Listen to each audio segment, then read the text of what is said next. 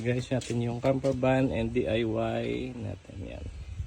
So setup, 12 volts na 120 AH. So PWM, relay, LVD. Purpose ito is pag 20%, automatic i-shutdown niya yung inverter para hindi masira yung battery. Tapos ito guys is yung monitor sa outlet dito sa AC.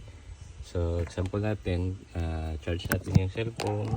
So dyan 0. So ito yan. So yan yung kinoconsume ng nito dito.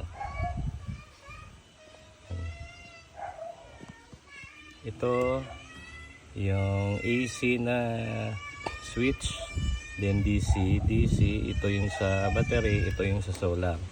Yung sa solar kasi hindi na nalagay, pero yung solar is nasa taas. Yan guys, yung panel. Yan, silipin lang. Ito guys, yung baba.